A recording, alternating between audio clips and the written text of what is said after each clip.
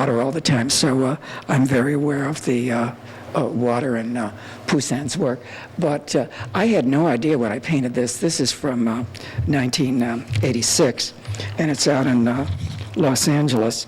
That there were so many, 1988, that there were so many, that there was so much water in Poussin's work. I've had a chance to study the big catalog from the 1995 show, and of course with the color reproductions it all becomes very clear.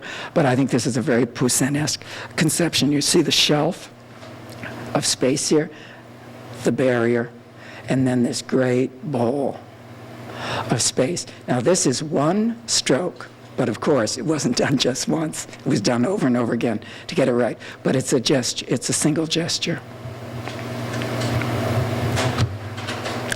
Now, I'm going to show there, Poussin did 3 finding of Moses. This is the one that Chanteloup complained about so bitterly. This is the one that Pointel got, all those wonderful women. And but you see this aquatic theme. You have water. There's a boatman here. The water doesn't show up all that well, but isn't this enchanting? This is in the London, the National Gallery.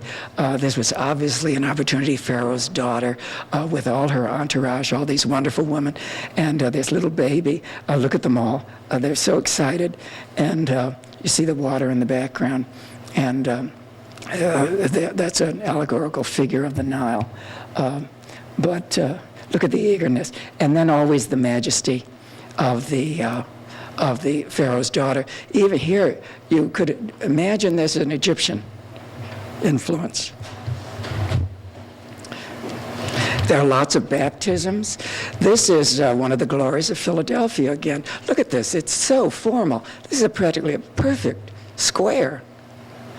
And again, all this water. Now, this is terribly difficult to do. Look, no lumpiness, no clumping, all this space. It reads so legibly, then all that wonderful water in the background, the blue in the middle distance.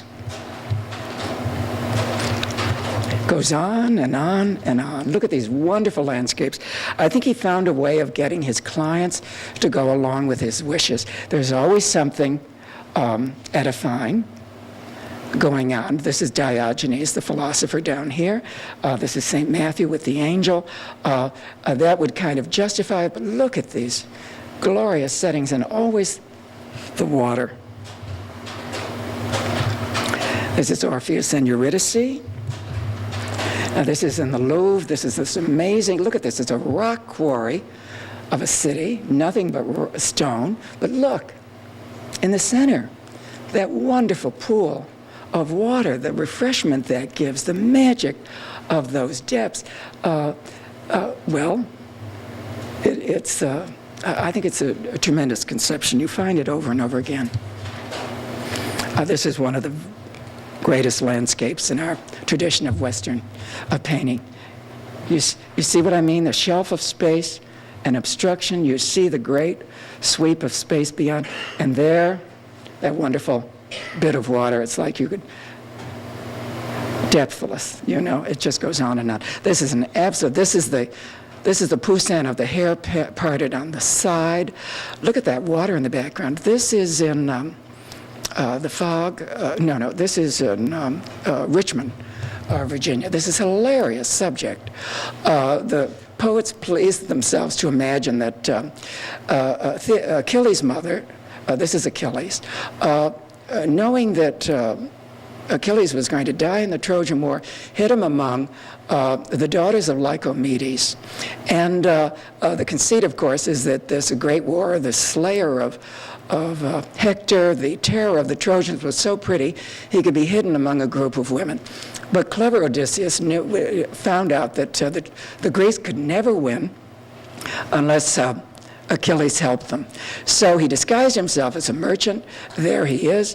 There's his companion. He brought a trunk full of jewelry and beautiful clothes, and in it he hid a sword and a helmet.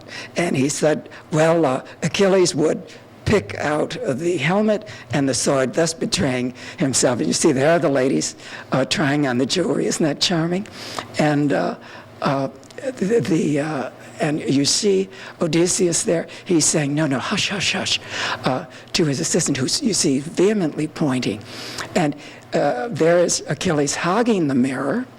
And I mean, you must admit, it's really enchanting. But look at that water in the background.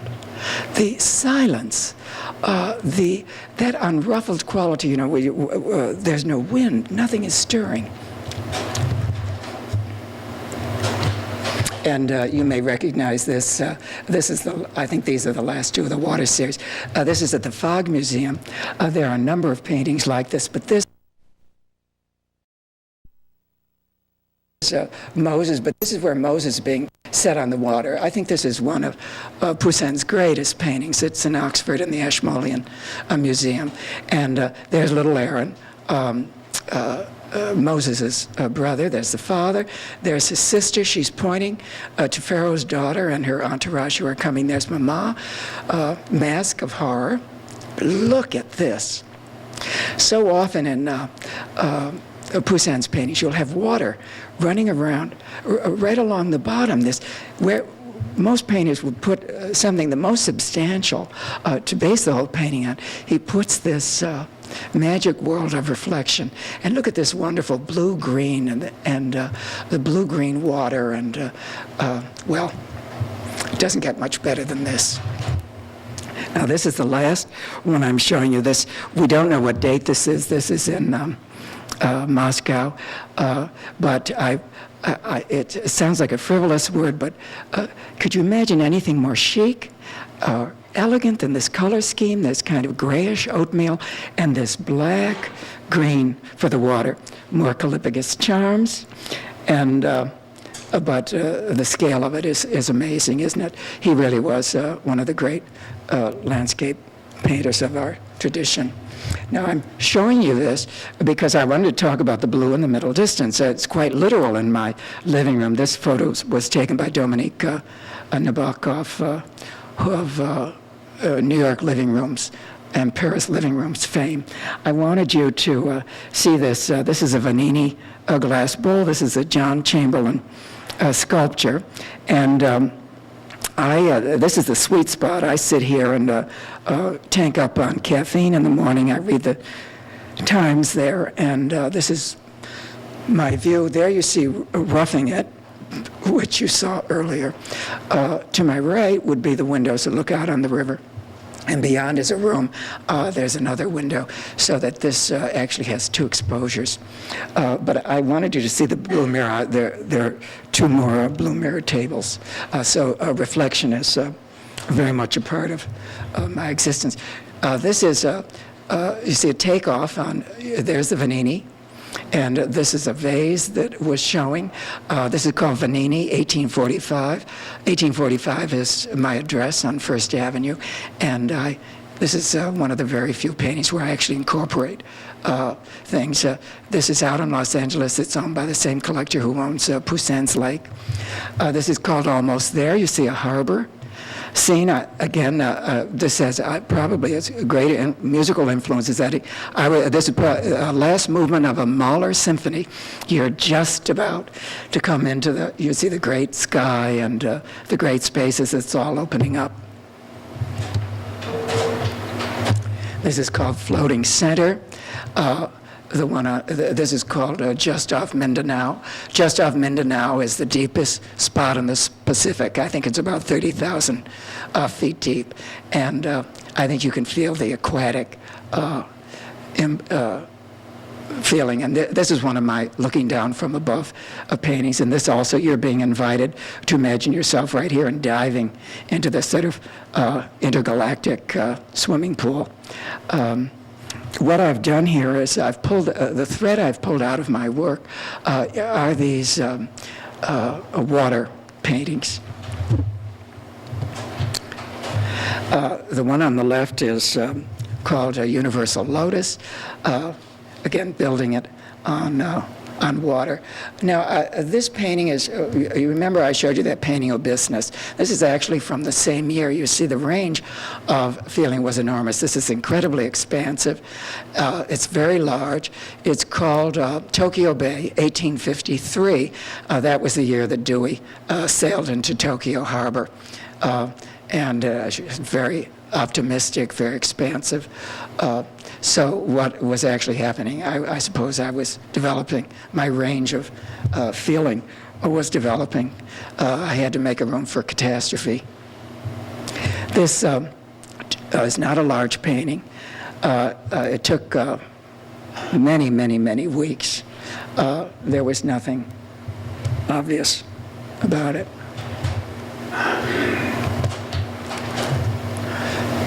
This is in the Heckscher Museum out on Long Island. It's called Crater Lake. This is called Swollen Dawning.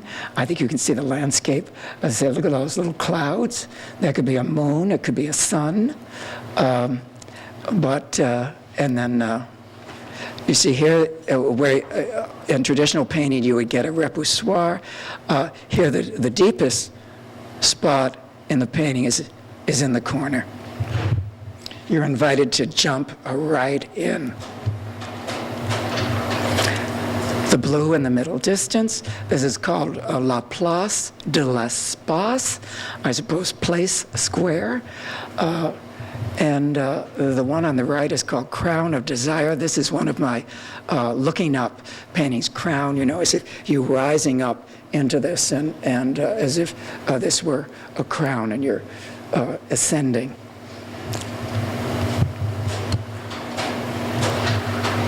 This is called Stretch and Soar. And on the right, Space Quarry. This took a great long time. You're carving these spaces out. There's no way in which you can conceptualize something like this before you begin. It reveals itself. It takes a long time for the painting to find out what the painting wants to be, to find out what the subject is. We're coming to the end. Now, the one on the right is called One World, Two Songs. And this, I had this hanging in my studio for a year before I interpreted it. I think this would be like an ideal marriage. Imagine two heads on the same pillow, and they're dreaming. Their dream states are related, but slightly different. Here you plunge into the space, and then you sort of work up. And then you come around here, and you see the forms are falling, going down, plunging down. But I'd like this to hang over the bed or be in the bedroom of a loving couple, because I think it's very nocturnal and shows the what happens when you're with someone a long time, how your mental state becomes related. On the left, on the right is Eternal Flame. This shape, I was out at the aquarium in Coney Island. I was fascinated by the manta ray. I really, and this shape was very inspired by that fish. How would you like to come home to this? You could throw away your martini shaker and stop doctor shopping for OxyContin. This is a permanent festival. Now, the one on the right is called Secrets of the Venetians. And that tilted surface and that very obscure color, I think, is very Venetian. And also, there was another painter, namely Monet, who learned a great deal in Venice and from the Venetians. Now, this is my last Poussin painting. It's called Poussin's Screen. It's not terribly large. I did it this year. It's 24 inches by 36.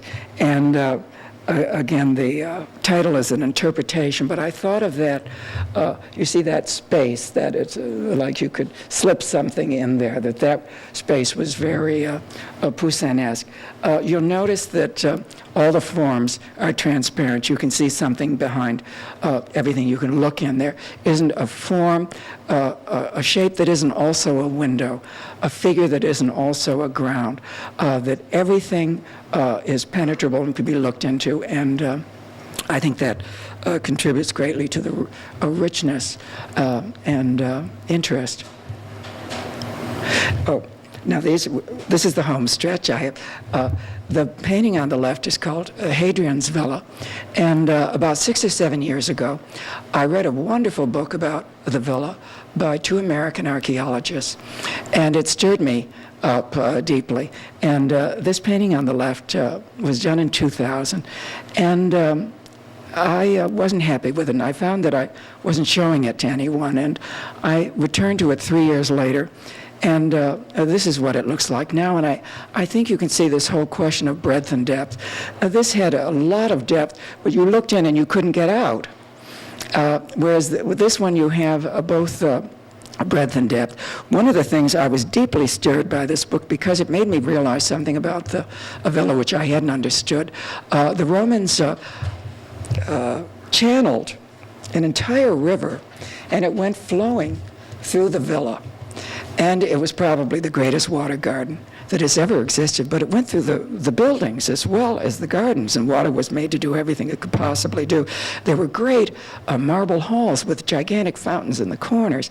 There were pavilions surrounded by water. It went on, and this has caused me to dream a great deal, and so I want to close by opening up the prospect of things to come. And this painting on the left is really more a study. It's called A Dream of Hadrian's. And what my dream is to, I want to do 3 or 4 quite large paintings based on this fantasy of the water and great architectural spaces and nocturnal. The one on the right is called Processional, and it's the most recent. And I think that will give you some hint of what I want to do. You see how vast, it's kind of a vast architectural space, but it's a kind of space you could never have in architecture, only in painting. And at any rate, this is what I dream of. And I'm thinking, at any rate, keep tuned, and there's more to come. Thank you very much.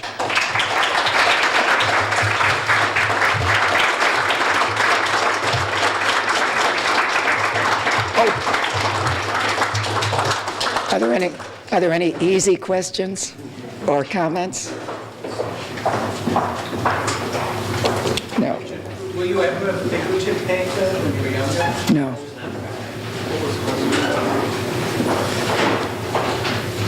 Did you receive a formal training in figurative? I'm self-taught.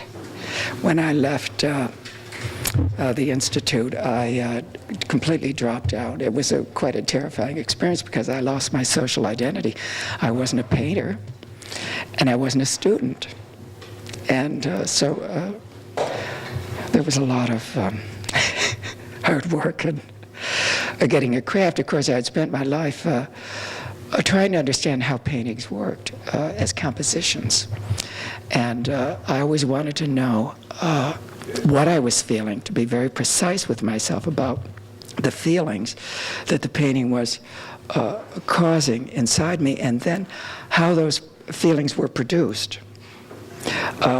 And so composition and technique were always things I was thinking about, but of course I knew a lot about painting, but I had no technique. I think piano held me in good stead because of hand-eye coordination. But there was a lot of slogging. And I was so afraid to go into official art stores. I used to buy my materials and stationery shelves. At any rate, any more questions? Carter. You talked about Victoria's space and how in that picture Jasper Johnson seems to close it off. You're feeling that there seem to be a lot of barriers in Victoria's space. I a couple of thoughts came to mind. What do you think the prospects for pictorial space are? And also, how would you contrast it with the sort of camera space or the space? Oh, I think iconoclasm is always an issue. Now, iconoclasm generally is used as in praise. Someone is iconoclastic, they smash things, but fear of painting. And you see it for instance, in Northern Europe, in Spinoza's era in Amsterdam. All the stained glass windows were destroyed. The statuary was smashed. The paintings were destroyed. This was part of the Reformation. Anti-pictorial thinking is a constantly recurring thing. I think there's genuine fear of pictorial space and also its seductions. And maybe they're right to be afraid of the seductions because I think they're enormous. But there's also tremendous adventure. The thing about pictorial space as opposed to photographic space is that pictorial space is ambiguous. That is, when it's done properly, which is it's multiple readings. And photography, because of the nature of it, there isn't the possibility of multiple readings. So there's a kind of workout that your brain gets from painting that it can't get from photography. A gymnastic, an Olympic routine. All your neuronal pathways are being stimulated. More parts of your brain are being called on to participate in interpreting. But I do think people who, I think there's been a lot of iconoclasm in our period, and I think people who have shut painting down have been rewarded. And I would say Jasper Johns is a perfect example of that. Look, those 2x4s don't go here, don't even think about it. Well, that means you don't have to take that risk. He's doing everybody a favor. And if you go through the galleries of the Museum of Modern Art, you see that American flag of his. It's the cuckoo's egg in the nest of art. And from that, everything came. Well, it went in two different directions. Vulgarity, after all, the flag proves you couldn't be too vulgar or too stupid. What could be more vulgar? Now, in the fundamental sense of the universally shared, that's what the word means. And the thing, to turn painting into a sign, into a thing. Now, then the art went in two directions. In one direction, it went towards vulgarity. You had pop art. In the other direction, minimalism. But they had one thing in common: anonymity of handling, getting away from the individual taste, the individual making. And that's where America wanted to go. But those are not fine art places. You have design on the one hand with Donald Judd. You have artisanal work. You have sheet metal workers. You're looking at the work of a sheet metal worker. Now, fine art is always someone who can shape incredibly difficult materials. Paint is not an easy medium to work in. And that's part of the interest, and it's a legitimate interest. And of course, in the other direction, Warhol was trained as a commercial artist. He always said he was a commercial artist, and everybody said, "Oh, Andy, stop kidding." He wasn't. He used silk screens. What could be more anonymous in handling? But that's our tradition. Winslow Homer was trained as an illustrator. Edward Hopper was trained as an illustrator. America doesn't know the diff. That's our tradition. Thank you, Carter, for asking that question. Any more? Claire? Listening to you talk about your own work. I'm here. Listening to you talk about your own work and also about Poussin's, the relationship between them. I couldn't help but be struck by the sort of dazzling level of erudition that you have in relationship to music, to literature, to art history, to the history of mythology and culture. How, as a painter, do you juggle and integrate all of this sort of density of knowledge that you have when it's functioning on both a conscious and I'm sure unconscious level when you confront canvas? Well, I live very slowly, and I paint very slowly. The question for Claire, I think to simplify my question is, maybe you should stand up. I was trying to make is that Richard obviously is not, he's more than a visual artist. He's integrating so many other areas of art, music, his experience as a musician, his knowledge of music. I mean, the references that he made were not lost on me as a musician also. But also there's a kind of literary knowledge and a kind of history of culture, or a general sense of culture, mythology, of history. And all of this has to sort of flow into the work. And I just wondered how you juggle all of this when you're just getting down to the business of painting. Is there ever for you just the business of painting when you've got all this other material that's kind of always present? Well, I only do about 6 or 8 paintings a year. So they're very time intensive. The other thing is that I think it's very important to spend, for an artist, to spend a lot of time in the audience. And if you've got too much career, it means you're always being the artist. You're never in the audience. And I think you can't know what the exchange is unless you spend a lot of time in the audience. And also, I think exposing your things that don't come easily or that are hard to understand, because that opens up the neuronal pathways in your brain. My God, read contemporary poetry. It's hard. Listen to contemporary music. You know, that really makes your brain work, and I think that helps you solve problems. And it raises your standard for problems. For instance, when it comes to music, I think I said that,